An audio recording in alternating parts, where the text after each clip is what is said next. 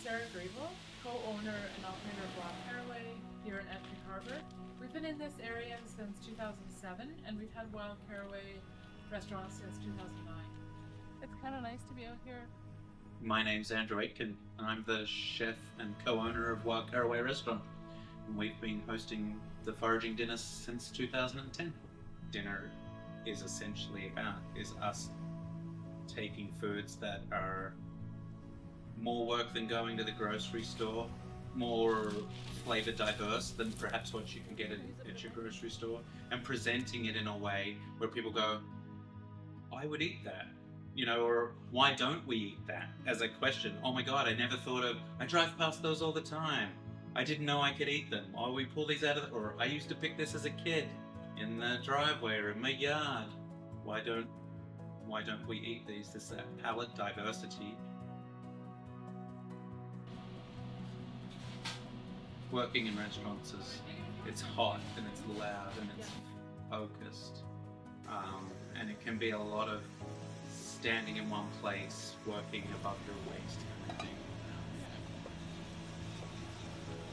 Foraging, it engages maybe not more of your senses, but like all of them in a different way.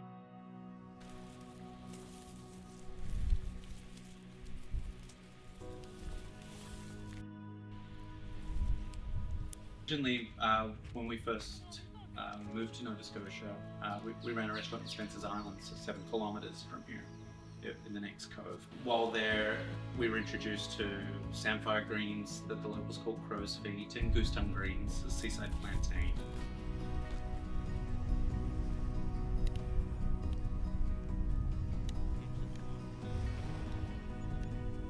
Okay.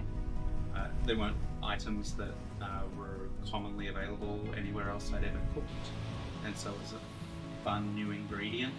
It was something that was obviously available and affordable, and it made for a dynamic menu experience. When Andrew and I met in Australia, Andrew had worked in a restaurant that did like a degustation menu, a vegetarian degustation. So he'd come from a place where doing a 7-course dinner was a regular event. And so to come to rural Nova Scotia, and I think he was just looking to kind of revisit that space.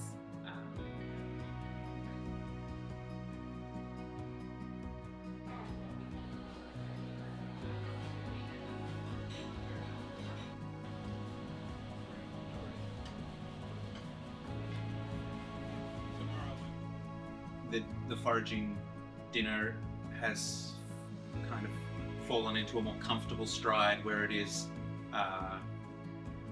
they're more traditional dishes influenced with foraged flavors or ingredients. So think Caesar salad made with something different.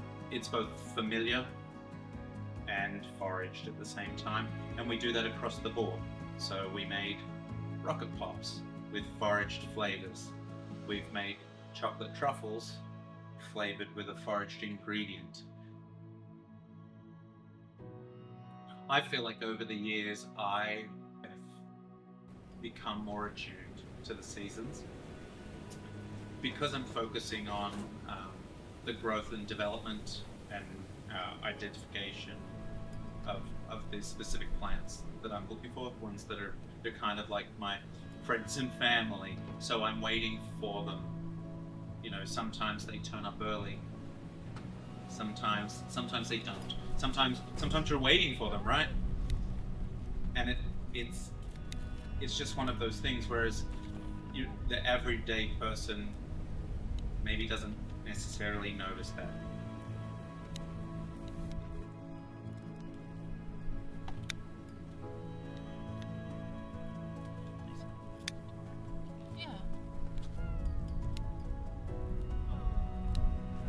I hope that foraging will make Alora's world larger.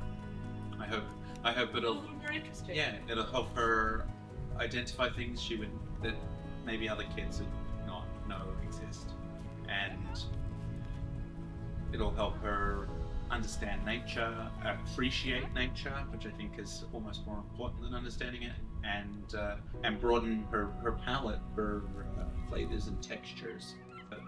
It's like foraging is always like a fun little treasure hunt, and that, you know, maybe we just haven't lost that from being kids, right? You know, like Easter egg hunts or whatever the case may be, hide and seek.